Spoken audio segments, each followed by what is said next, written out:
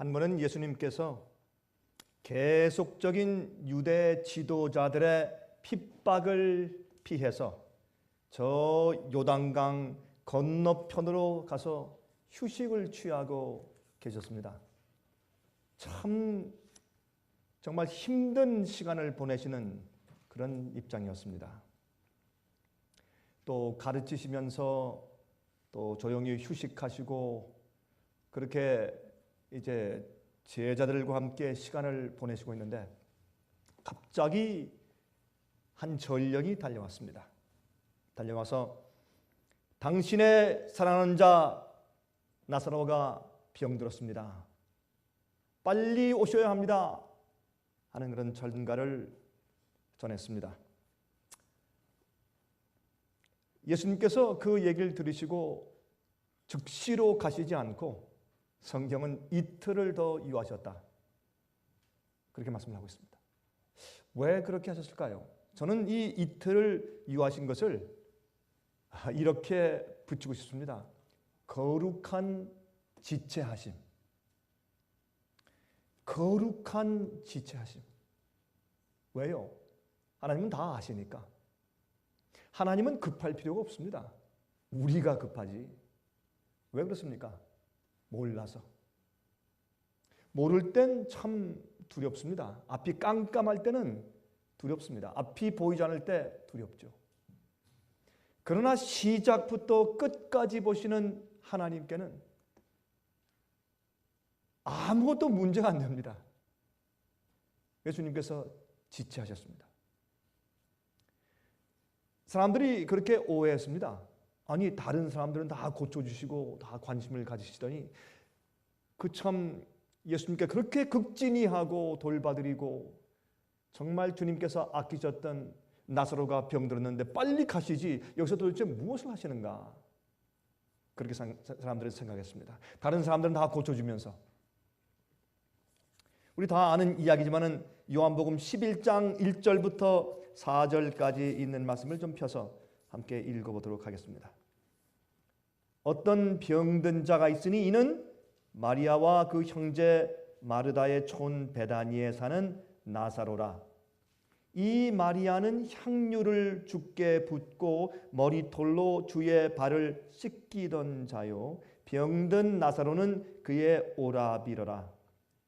이에 그 누이들이 예수께 사람을 보내어 가로되 주여 보시옵소서 사랑하시는 자가 병들었나이다 하니 예수께서 들으시고 가라사대 이 병은 죽을 병이 아니라 하나님의 영광을 위함이요 하나님의 아들로 이를 인하여 영광을 얻게 하려 함이라 하시더라. 이 말씀은 얼마나 파워풀하고 감동적인 말씀인지 모릅니다. 사람이 죽을 지경이 되었는데 예수께서 말씀하기를 이건 죽을 병이 아니라 이 일은 하나님의 영광을 위해서 나타난 것이야. 그렇게 말씀하시는 것입니다. 우리는 이 세상에서 별일을 다 당합니다. 이렇게 나사로처럼 병나질 않나, 사업이 망하질 않나, 직장에서 쫓겨나질 않나, 가족이 갑자기 사고로 죽지를 않나, 배신을 당하지 않나, 별하별 어려운 경험들을 다 당하는 것입니다. 그런데 하나님은 급하지가 않으세요.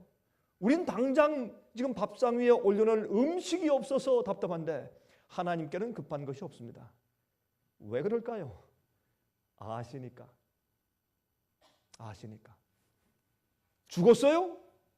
하나님께 문제가 안 돼요. 생명 다시 주시면 되잖아요. 병 났어요?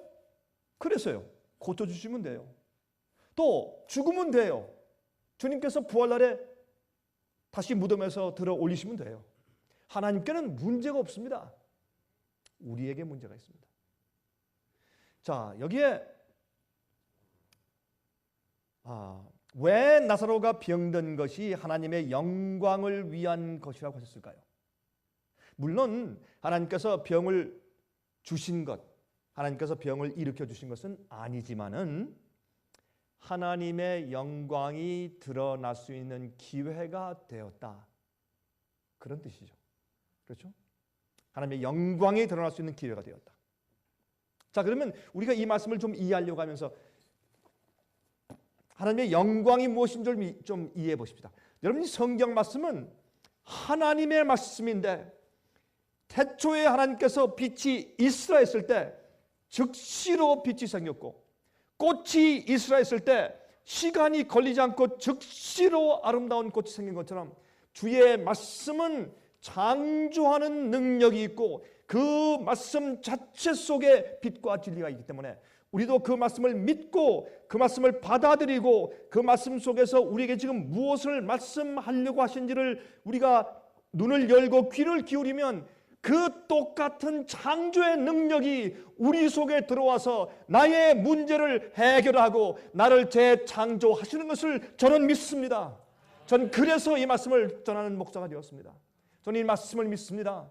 저는 이 말씀을 그저 폼으로 전하는 것이 아니라 쇼로 전하는 것이 아니라 저는 이 말씀이 주의 살아있는 말씀이요, 이 말씀 속에 재창조하는 능력과 우리를 부활시키시고 우리를 죽음에서 건지시고 우리를 낙심에서 건지시며 우리에게 생명을 주시는 주님의 살아있는 말씀인 것을 저는 신뢰합니다. 자, 그래서 우리 이 말씀을 한번 좀 이해해 보도록 하십시다. 하나님의 영광, 하나님의 영광이 무엇입니까? 요한복음 2장 9절부터 11절에 이런 말씀이 있어요.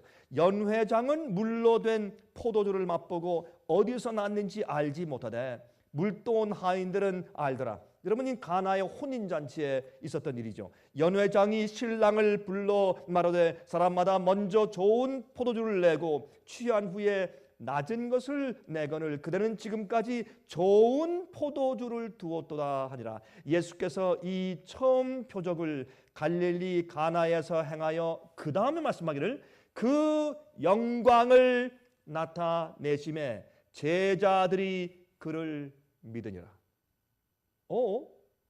여기 예수님께서 물을 포도주로 변화시키신 다음에 그 능력을 행하심을 사도 요한은 기록하기를 예수님께서 그의 영광을 나타내심에 그렇게 기록을 했습니다.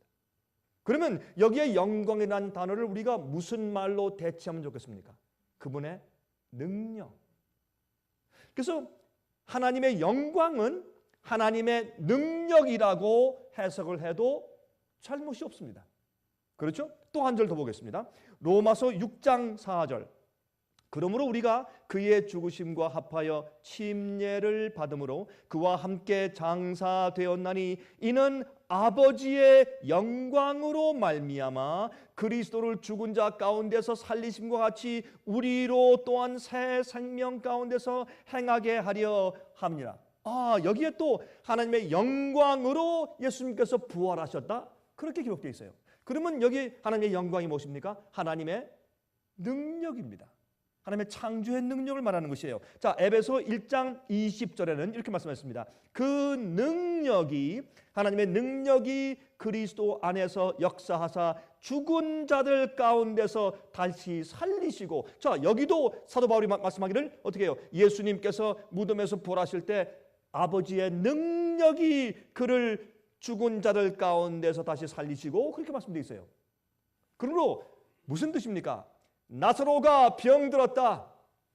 이것은 나사로가 죽기 위해서 병든 것이 아니라 하나님의 능력이 나타날 좋은 기회가 온 것이다, 그렇게 말씀하신 것입니다.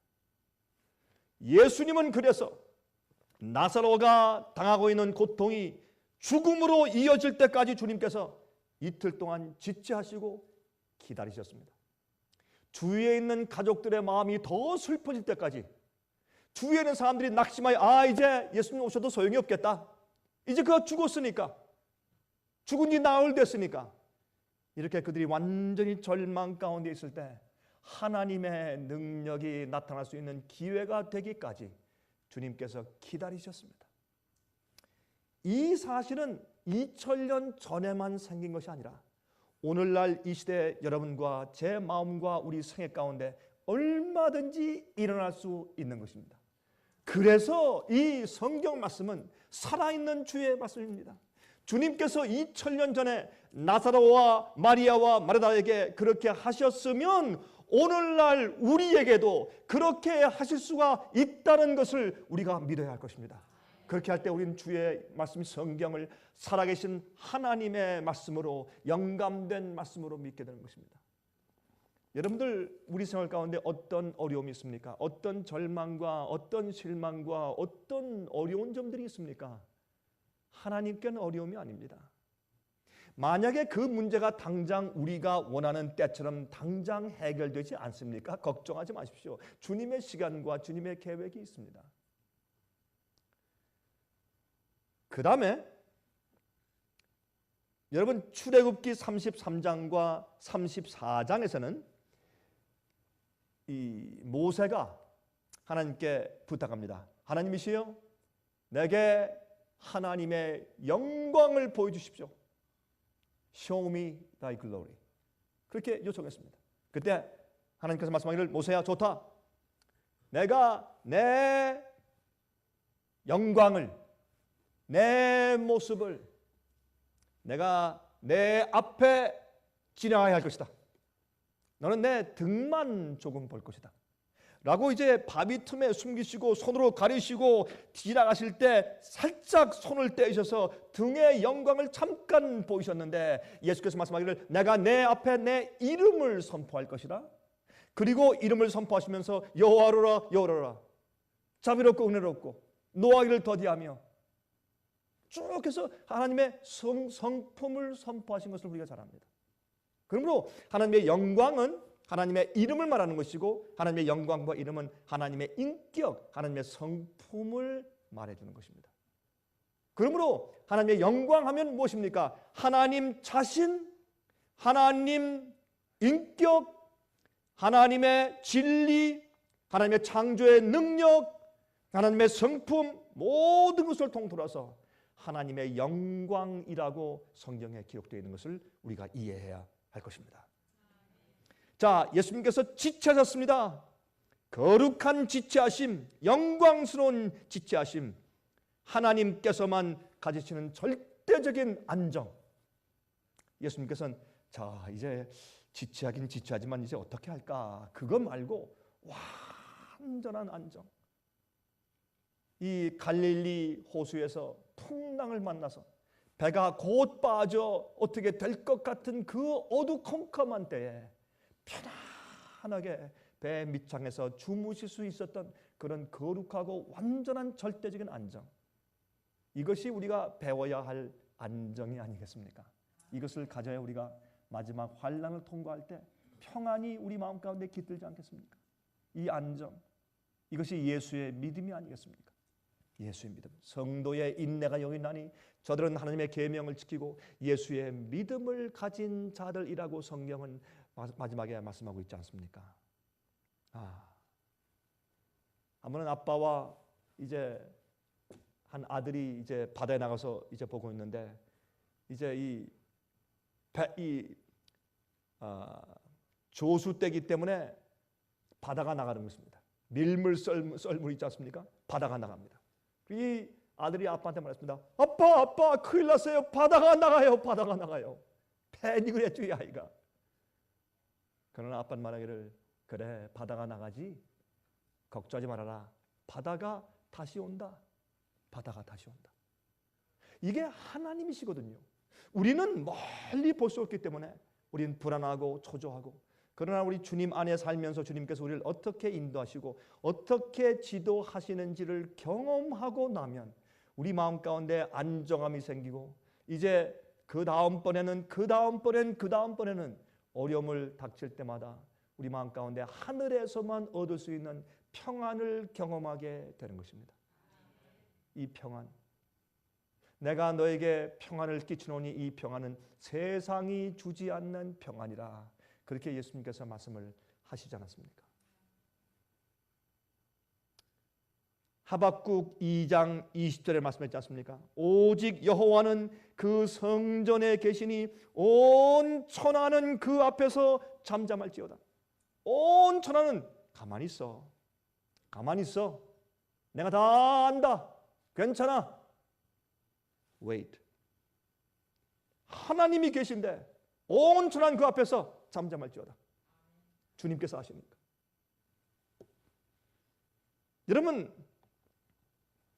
모든 일을 아시고 모든 일을 행하실 수 있는 전지전능하신 분이기 때문에 그 평안이 있는 것입니다. 이것이 여러분과 제 생각 가운데 어떻게 적용될까요? 하나님께서 나사로에게 일어난 그 사건이 그와 그의 가족과 그의 친척들과 그의 교인들과 그의 친구들과 그 이웃들에게 가장 최선으로 이루어지도록 계획하셨기 때문에 주님께서 지체하셨습니다. 그렇다면 주님께서 여러분과 저에게 그렇게 하시지 않겠느냐 말입니다. 우리도 주님을 사랑하면, 여러분 이 성경에 말씀하기를 주님이시여 주께서 사랑하시는 자가, 여러분 왜 주님께서 그를 사랑했습니까? 주님께서 우리를 모두 사랑하시죠. 그러나 왜 특별히 이렇게 기록했을까요? 그 이유는 나사로가 주님을 정말로 사랑했기 때문에 그렇습니다. 여러분 성경 보면 예수님께서 베드로와 요한과 야고보 이 제자는 12제자들 가운데 특별히 가까이 하셨습니다. 주님께서 무슨 편애 하심으로 그들을 가까이 하신 것 같습니까? 아닙니다. 그 세 사람이 예수님께 남들보다 더 특별하게 가까이 다가왔습니다. 왜요? 어떤 의미에서 다른 자들보다 주님에 대한 애정이 더 많았을 것입니다. 그래서 주님께서 그 세 명에게 주님께서 가까이 하셨습니다. 주님께서 그들을 더 편애하신 것은 절대로 아니었을 것입니다. 그러므로 여러분 우리도 나사로가 주님을 사랑하고 존경하고 또한 신뢰했던 것처럼 우리도 오늘 이 시간에 우리 마음에 있는 인간적인 것들 다 내려놓고 예수님을 여호와 하나님으로 다시 인정하고, 그냥 우리가 교리적으로 인정하는 건 말고 말이에요. 실제적으로 내 생의 군주로, 왕으로, 주인으로, 구세주로 임재하시는 것을 내가 인정하고, 그런 가운데서 얻는 신뢰심과 그런 가운데서 얻는 안정한 마음을 가지고 이 세상을 산다면 주님께서 나사로를 취급하신 것처럼 우리와 우리 가족과 우리 친구와 우리 교우들과 우리 친척들과 우리 이웃들 앞에서 우리의 생에서 우리가 당한 어려움들을 가장 최선으로 풀어주시지 않으시겠느냐 말입니다. 전 그것을 믿습니다. 주님께서 그렇게 해주실 것입니다. 하나님께서 어떤 일이 생기더라도 주님께는 무슨 차이가 없어요. 죽었어요? No problem. 생명을 주시면 되잖아요. 망했어요? 필요한 거 또 주시면 되잖아요. 그렇지 않습니까? 문제는 우리 마음 가운데 있는 것이지, 하나님의 확신, 이 자신감, 그것은 아버지를 신뢰하는 데서 온 것입니다. 예수님께서는 말이죠, 하나님이시기 때문에 그래서 성경은 인자라고 그렇게 말씀하고, 예수님은 당신 자신을 인자가 왜요? 사람의 아들이라고 그렇게 강조하신 것은 내가 가진 믿음은 하나님이기 때문에 가진 것이 아니라 내가 인간으로 100% 인간으로 와서 너희가 인간으로 살 때 그때 가질 수 있는 그 믿음을, 그 확신을 내가 가지고 있는 것이다 라고 알려주시기 위해서 당신 자신을 인자 사람의 아들이라고 말씀하신 것입니다.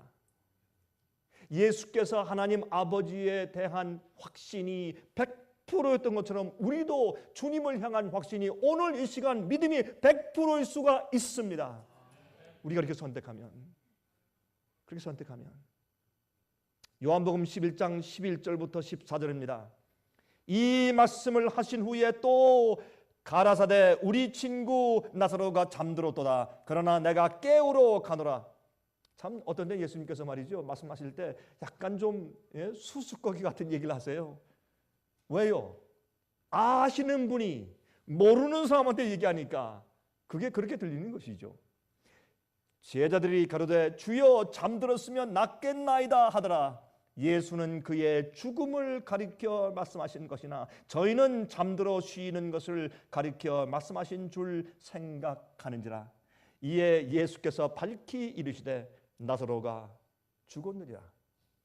우리는 죄인들이고 우린 성령의 은혜가 부족해서 우린 참 하나님의 뜻과 주의 말씀과 계시를 올바로 아주 쉽게 그 즉석으로 터득하기가 참 어렵고 더딘 사람들입니다.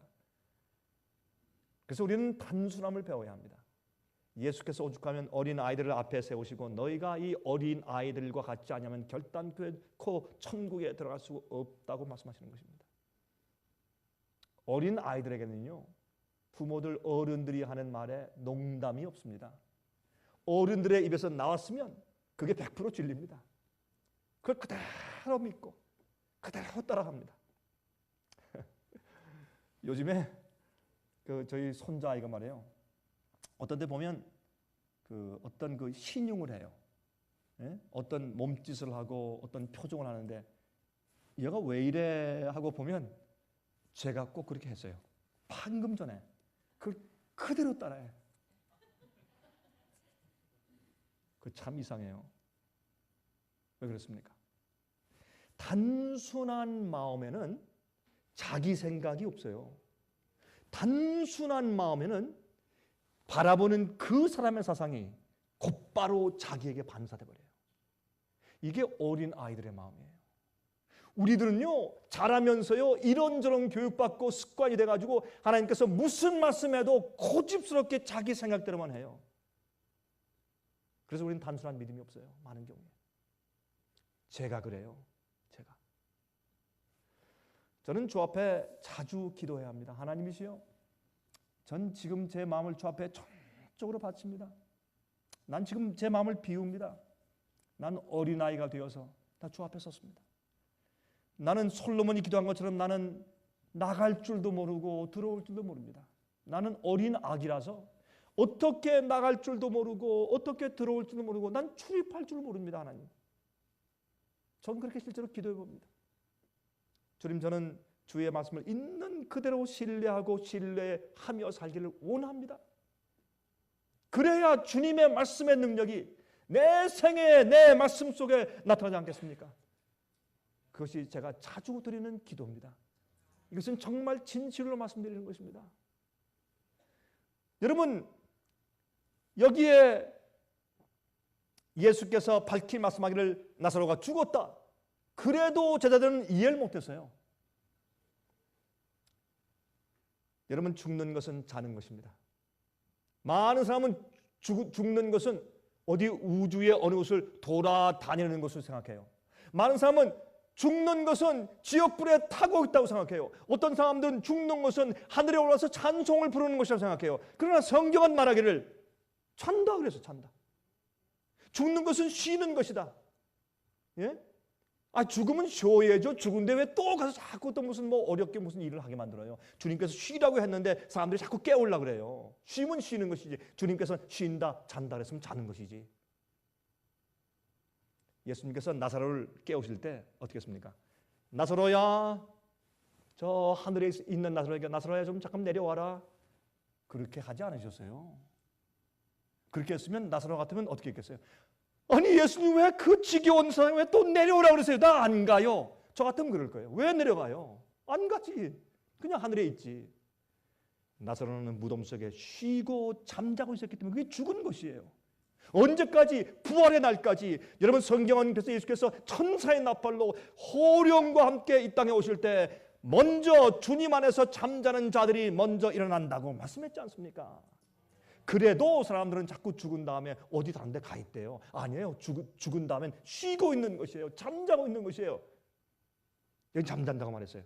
그래서 예수께서 나사로를 부활시키실 때 어떻게 했습니까? 나사로야 저기서 올라오라 아니에요. 내려오라 아닙니다. 나사로야 거기서 나와라. Come forth. 나와라. 지금 잠자고 있지 깨요. 나와. 그렇게 했습니다. 제가 영국에 집회를 다니면서 어떤 땐 그 옥스포드, 캠브리지 있는 곳에서 가까운 좀 그런 타운이었는데 거기서 제가 집회를 하다가 그 주위에 좀 한번 이렇게 식사하고 걸어보니까 옛날 그 오래된 비석들이 많이 있는 곳이었어요. 그래서 이제 지나가면서 그 비석들에 있는 글들을 제가 많이 좀 읽어봤습니다. 옛날 몇백 년 전에 있는 그런 비석들이니까 읽어보니까 거기가 그리스도인들 무덤들이었더라고요. 보니까 다 이렇게 비석을 세워놨는데 그 비석 가운데 정말 많은 사람들이 어떤 글을 썼는가? 예수께서 다시 오셔서 나를 깨우실 때까지 나는 잠자고 있습니다. 그렇게 써놨어요. 예? 수백 년 전에 우리 선조 믿는 자들은 그렇게 믿었어요. 예수께서 오셔서 다시 나를 깨우실 때까지 나는 편히 잠자고 있습니다. 그렇게 써놨어요, 비석에다. 그런데 왜 오늘날 잘못 생각하느냐고요. 성경대로 믿지 않고. 그렇죠? 자, 요한복음 11장 21절부터 26절입니다. 마르다가 예수께 여짜오되 주께서 여기 계셨다면 내 오라비가 죽지 아니하였겠나이다. 그러나 나는 이제라도 주께서 무엇이든지 하나님께 구하시는 것을 하나님이 주실 줄을 아나이다. 말은 잘해요. 근데 믿지 않아요. 어떻게 믿지 않는 거 뒤에 보면 나와요. 이제 자 보세요. 아직 하나님의 능력을 모르는 상태예요. 여러분, 오늘 제가 말씀드린 이 말씀의 제목이 무엇입니까? 하나님의 능력을 아는 사람들. 하나님의 능력을 알고 체험하는 사람들. 왜요? 주께서 그렇게 하시는 것을 내가 체험으로 아는 사람들. 내가 실수하고 부족했을 때 주님께서 어떻게 하시는 것을 내가 보고 아는 사람들, 체험하고 맛보아 아는 사람들은 달라요. 그래서 우리가 믿음이 자라는 것입니다. 보고 알아야, 느껴야. 예수께서 말씀하시되 내 오라비가 다시 살리라. 마르다가 가로되 마지막 날 부활에는 다시 살 줄을 내가 아나이다. 그건 누가 몰라요? 다 알지. 예수께서 가로사대 나는 부활이요 생명이니 나를 믿는 자는 죽어도 살겠고 무릇 살아서 나를 믿는 자는 영원히 죽지 아니하리니 이것을 내가 믿느냐. 그러니까 마르다가 내가 믿습니다. 주님은 하나님의 아들인 것을 내가 믿습니다. 그렇게 말을 했어요. 그렇게 말을 했지만 말이죠. 그가 안 믿었어요. 어떻게 합니까? 예수께서 무덤 앞에 가서 돌을 굴려내라 하니까 아유 예수님 그러지 마세요. 죽은 지가 나흘 돼서 냄새가 많이 나는데 왜 그러세요? 그 열지 말라고 이렇게 했어요. 우리가요 예배 드릴 때 남들에게 말할 때 전도할 때 말은 잘해요. 믿습니다. 또 믿습니다 좀 길게 해야지 믿는 것 같아요. 또 요새는 또 한국 사람들 믿습니다 그냥 하면 재미가 없어요. 믿습니다 이렇게 해야 돼. 또 그래야 믿는 것 같아요. 그러나 안 믿어요. 언제 안 믿어요? 우리가 죽을 병에 걸렸을 때, 망했을 때, 절망할 때, 힘들 때, 버림받았을 때 안 믿어요. 그러나 예수님께서는 그런 일이 올 때까지 우리가 막다른 골목에 가서 쓰러질 때까지 주님께서 거룩하게 지체하시고 이틀 동안 유하신단 말이에요. 이 일은 나사로 가족에게만 일어난 일이 아니라 우리에게 일어난 일이에요.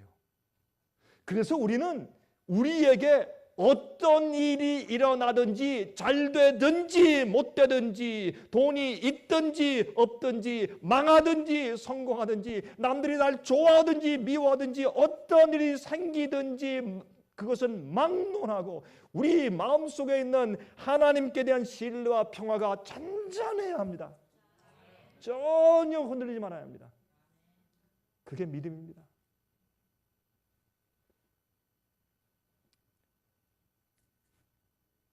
예수님께서 무덤 앞에서 우셨습니다. 이것은 하나님께서 우리를 향한 자비와 동정이시죠. 그렇죠? 다른 사람 옆에서 엉엉 울고 난리랬습니다. 그렇죠? 아이고 우리 한국에서는 장례식 할 때 우는 사람들을 돈 주고 사잖아요. 계속 3일 동안 울려니까 목이 아파서 울 수 없으니까 우는 사람을 사지 않습니까? 한국에서는. 지금도 그런지 모르겠어요. 예수님은요 그렇게 우시지 않고 조용히 계셨는데 눈물이 주룩주룩 흐르셨어요. 소리내서 엉엉 우신 것은 아닙니다.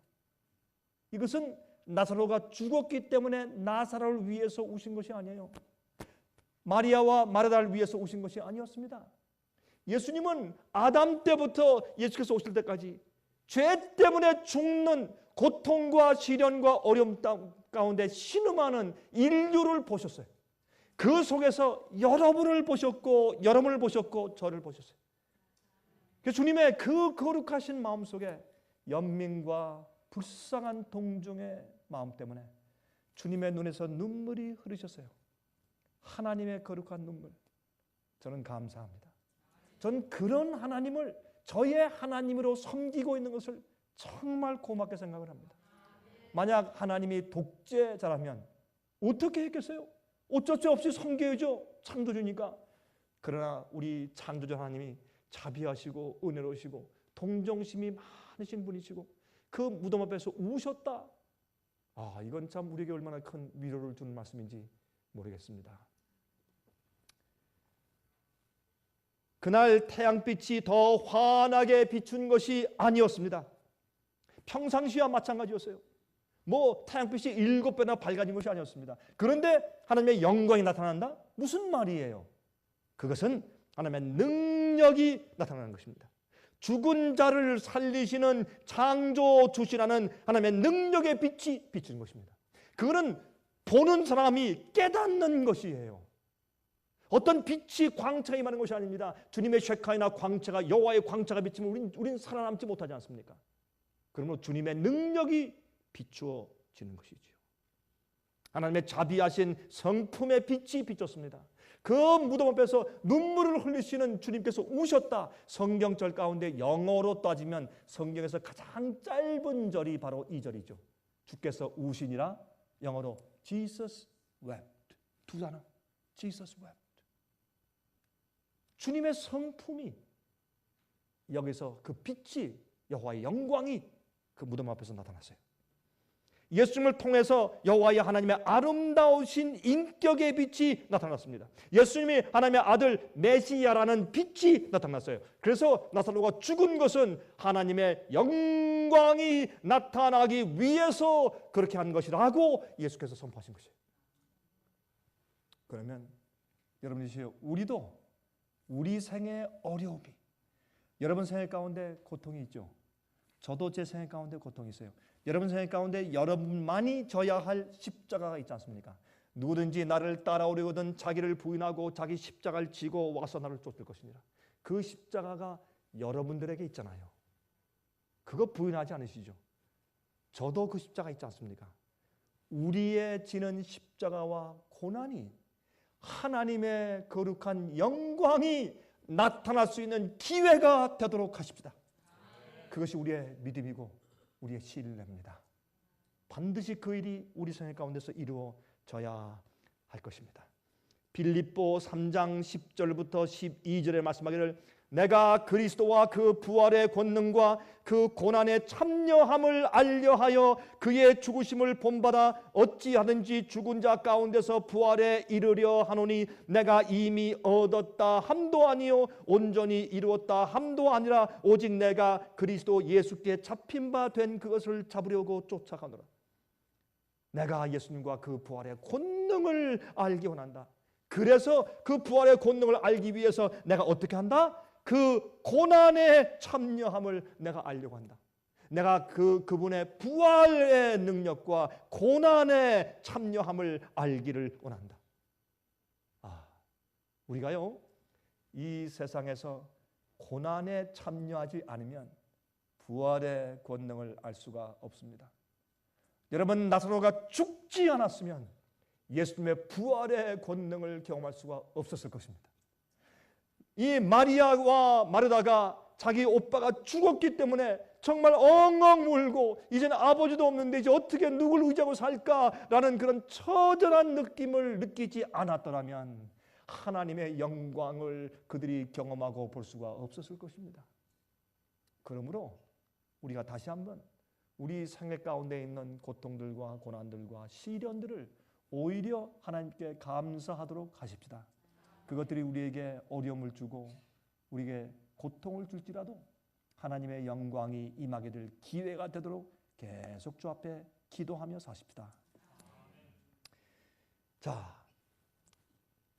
우리의 지금 형편이 곧 죽을 형편이라도 그 속에서 하나님의 영광이 나타나야 합니다. 하나님의 능력이 나타날 수 있는 기회가 되어야 합니다. 우리 몸은 쇠하여 가지만은 우리의 영혼은 날로 새로워질 수가 있습니다. 그렇게 해야 할 것입니다. 그런데 또 재미있는 것은 예수님께서 나사로야 나와라. 무덤을 열고 먼저 주님의 능력이 권능이 들어오기 전에 주님의 영광이 들어오기 전에 우리 마음을 열어야 합니다. 우리 속에 있는 냄새나는 거 괜찮습니다. 시체 괜찮습니다. 우리는 어떻게 해요?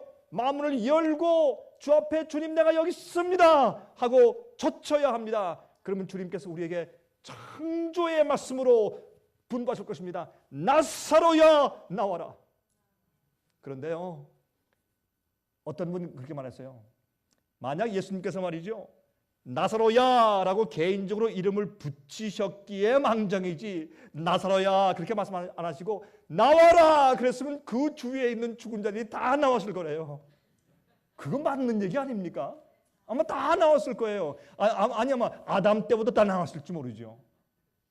그래서 주님께서 어떻게 했습니까? 개인적으로 나사로야 너, 다른 사람 말고 너 나와. 우리가 죽음에서 사는 것은 개인적입니다. 교회의 부흥은 개인적인 부흥이 있어야 교회의 부흥이 있습니다. 그것은 도매 꿈으로 하는 것이 아닙니다. 구원도 개인적인 구원입니다. 도매 꿈의 구원이 없습니다.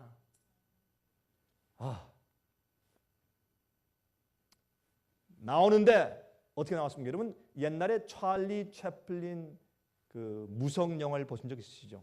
찰리 채플린이 걸을 때 이렇게 하고서 걷는 그 이상한 몸짓 있지 않습니까? 그렇게 걸어 나왔습니다. 왜요? 묶여 있으니까, 수위로 묶여 있으니까. 예수께서 말씀하기를 풀어서 놓아 다니게 하라. 그것은 무슨 말입니까? 우리가 나오는 처음 구원받고 처음 거듭 나와서 생명 얻고 나오는 자들에게는 어떻게 해요? 수위를 벗겨주고 밧줄을 벗겨주고 해서 자유스럽게 놓아서 다니게 할 수 있도록 도와줘야 돼요. 냄새난다. 무슨 저런 옷을 입고 있느냐. 저게 묶였네. 이렇게 하면 안 될 것입니다. 풀어서 놓아 다니게 해주어야 할 것입니다. 자, 여기에 고린도전서 6장 20절에 말씀하십니다. 값으로 산 것이 되었으니 그런즉 너희 몸으로 하나님께 영광을 돌리라. 우리 몸으로 주 앞에 영광을 돌리라. 우리 생에서 주의 영광이 나타나야 한다는 것입니다. 생명을 주신 자를 위해서 살아야 합니다. 이락 전쟁 시에 미국 육군 제프리 겐트 상사가 한 번은 얼마 전에 이락에서 말이죠, 전쟁 중에 집차를 타고 좀 검색을 나가고 있는데 거기 이제 기관총 사수가 그 위에 이제 고개를 내밀고 그 천정에 있고 그다음에 그 안에 몇 명, 전부 다 5명이 타고 지금 집차로 좀 가고 있는데 갑자기 이상한 돌 같은 것이 그만 그 차 집차 속에 뛰어 들어왔습니다. 보니까 폭탄이에요. 그 적군이 폭탄을 집어던졌습니다. 그러니까 거기에 있는 일병 로스 맥기니스 일병이 순간적으로 생각도 안 하고 그냥 뛰어들어서 자기 배로 그 폭탄을 엎어서 자기 몸이 산산조각 갈기갈기 찢어져 죽은 다음에 그 안에 있는 모든 사람이 살았습니다. 그리고 그들은 휴가를 얻어서 미국으로 왔습니다. 그 전후에 시체 유해를 가지고 와서 이제 무덤에 장사를 지내면서 그들이 흐느껴 울었습니다. 그때 기자들이 가서 사진을 찍으면서 물었습니다. 이제는 앞으로 어떻게 할 겁니까? 그들이 이렇게 답변하는 것이 USA Today 신문에 난 것을 저는 사진과 함께 그 글을 읽으면서 감동을 받았어요. 우리가 사는 것은 더 이상 우리가 사는 것이 아니요. 그 우리의 친구 로스 맥기니스 일병이 자기의 생명을 바쳐 우리를 살렸으니 이제 그가 지금 살아있다면 어떻게 살 것인가 하는 그 삶을 우리가 이제 살아야 합니다. 이제가 우리 새로운 삶을 얻었으니 이 생명은 더 이상 우리 생명이 아니요. 그러고 보니까 이건 정말 이 얘기는 성경의 예수님의 죽음에 대한 이야기다. 저는 그렇게 생각을 했습니다. 우리 삶은 우리의 것이 아닌 것이 하나님의 영광이 나타나도록 우리의 마음과 생애를 드려야 되는 것입니다. 여러분 설탕에 대한 화학 기호가 뭔지 아십니까? 설탕.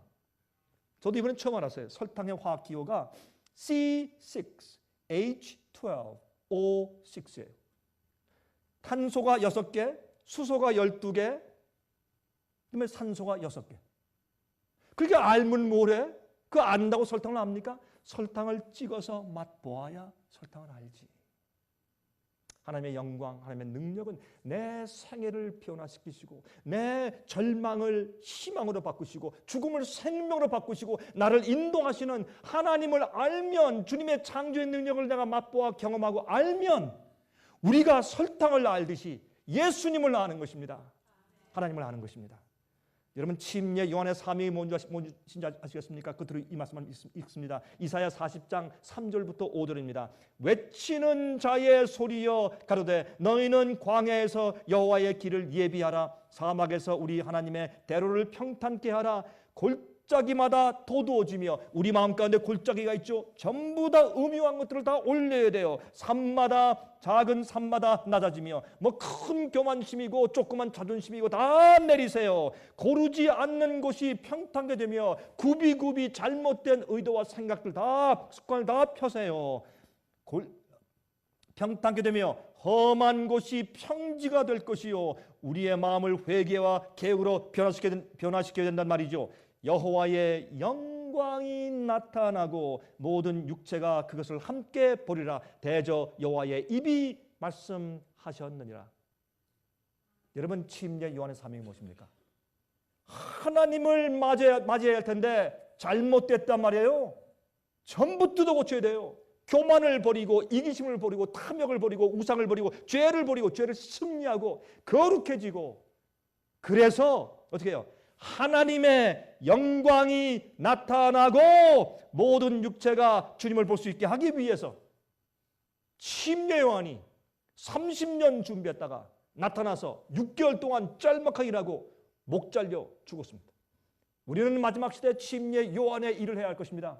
사람들 속에, 그들의 생애 가운데, 마음 가운데 여호와의 영광이 나타날 수 있도록 도와주는 역할을 해야 할 것입니다. 먼저 하나님의 능력을 경험하는 자들 되시기를 간절하게 바랍니다. 나사로를 살리신 하늘에 계신 우리 아버지시여, 그 같은 능력과 은혜가 오늘 주의 말씀을 믿는 주님의 성도들 속에 일어날 것을 믿습니다. 우리 속에 성령으로 내재하시고 우리의 발걸음을 지도하셔서 진리대로만, 하나님의 영광이 우리 속에 경험되는 대로만 살 수 있도록 지도하시기를 살아계신 예수 그리스도의 거룩하신 이름만 의지하여 간절하게 기도합니다. 아멘.